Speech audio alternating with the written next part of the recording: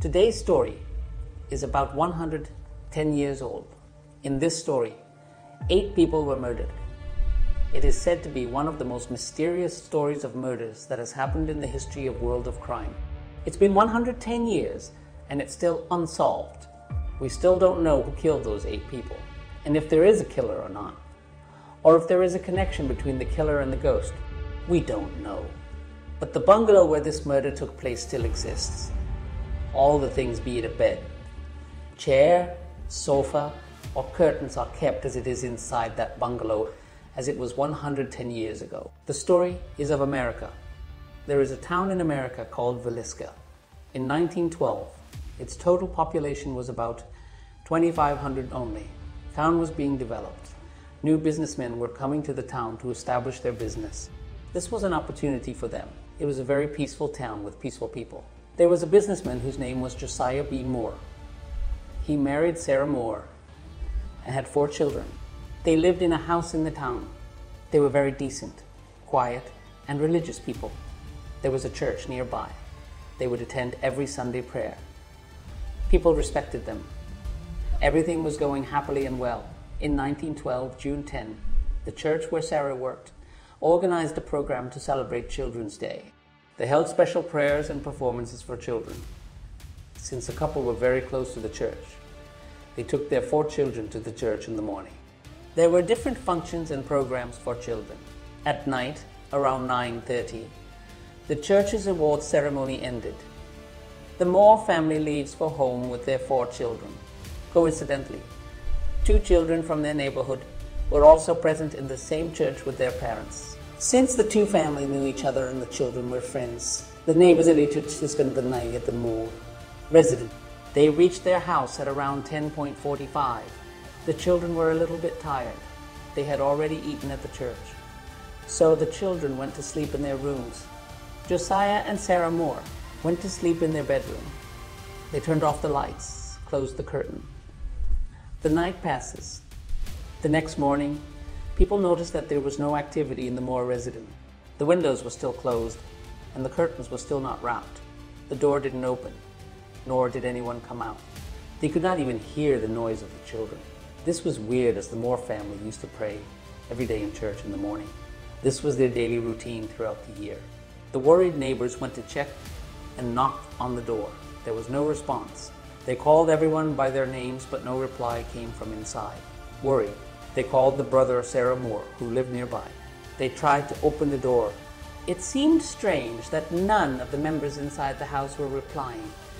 Sarah's brother somehow managed to open the back door. He enters the bedroom in which Sarah and her husband Josiah were sleeping. When he steps into the bedroom, he screamed in horror. The floor and bed of the bedroom were covered with blood. There were 2 dead corpses of his sister and brother-in-law. The heads were badly crushed. One eye of Josiah is almost popping out of his skull. They were killed mercilessly. This gruesome scene was too hard for Sarah's brother to handle. He informed the neighbors, and the police team was called. The police team reached there in 10 minutes. They entered the house again. They saw 2 dead bodies of the parents in the bedroom. All the 4 children were dead. There were 2 other neighbors' children. The police called the forensic and doctors as soon as they saw this. All of them were killed while sleeping, except for a 9-year-old girl. The girl's body had a scar on her arm. It felt as if she had woken up and tried to save herself from the attacker. There was a dagger in Josiah's room. It was covered in blood. It was concluded that all the murders were committed by this dagger. When Dr. F. Williams, the forensic doctor, examined the bodies, he found that each person, including children, were stabbed brutally at least 20 to 30 times. They were also hit on the head with a hammer. Josiah Moore was hit with a hammer on one side and a sharp blade on the other. He was attacked on the face and head. One of his eyes was even removed.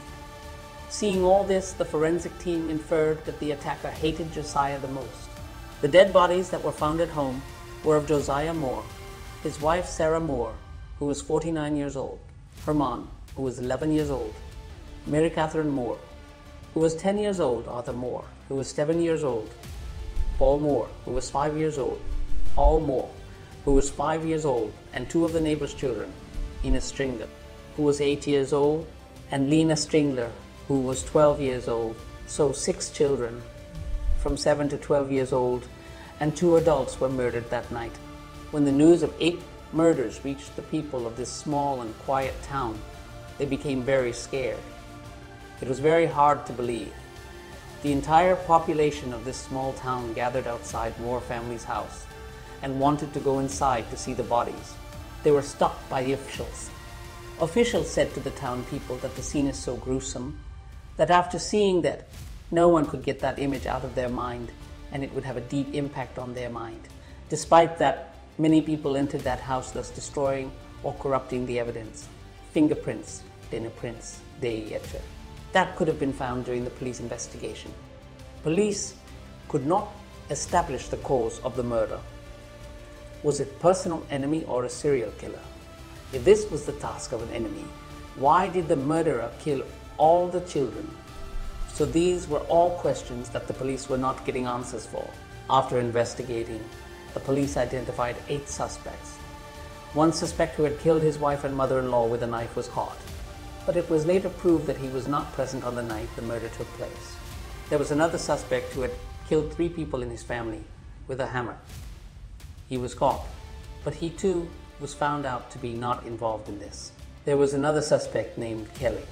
On 10th June, night, Kelly was present in this town. He left Villisca at 5 in the morning. The murder took place between 12 to 5 a.m. Secondly, some eyewitnesses in the train he was going in. He was going and told the police that when he was in the train, he mentioned something about 8 dead bodies in the town, out of which 6 are children. And this news had not reached the media until then, and nobody knew.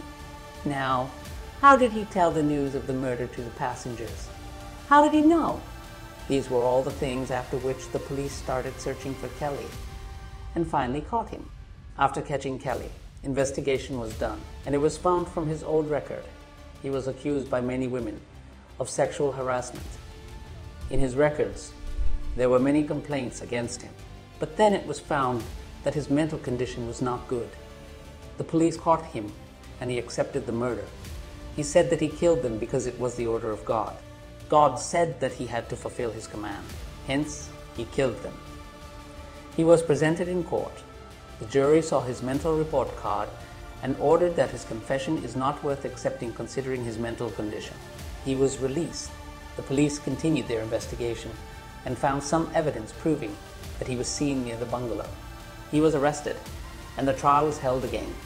The court again came to a decision that there was no direct evidence that proves that he is a murderer, and all the talks were nonsense because of his mental disorder. All these things continued. Time passed slowly. This murder became a mystery. The incident of killing of 8 people of Moore family in a bungalow became a story. Every person told their own version of story. For years, this bungalow remained deserted. No one was taking care of it. And as time passed, the sad story of this place became one of the most terrifying and haunted stories in the world. This place was bought by a person who started maintaining it. Gradually, it became famous as a ghost bungalow. People believing in paranormal activities started visiting this place from far away. The property owner took this as an opportunity to earn money, so he changed it into a hotel. People who spent a night at this place told different stories.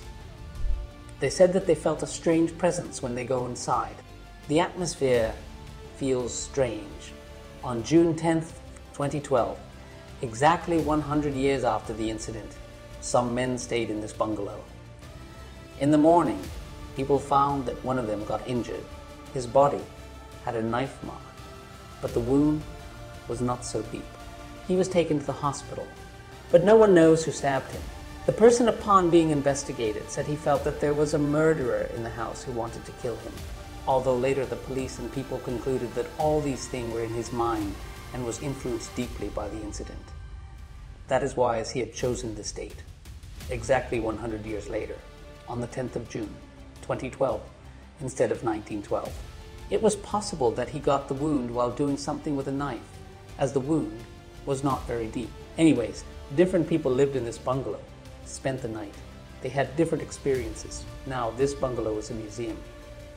It is one of the most famous ghost places in America, but the most unfortunate thing is that it's been 110 years and it is still a mystery. That night, on June 10, 1912, 6 children and a husband and his wife were killed with a hammer and a knife. Who was the one who killed them?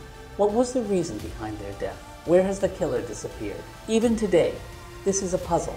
Even if this case is solved today, the killer will not be found in this world because the incident took place 110 years ago. There is no way for the killer to be alive. But even to this day, this murder is a mystery. Many people are still trying to solve the mystery of this murder. But the sad thing is that it is still an unsolved mystery.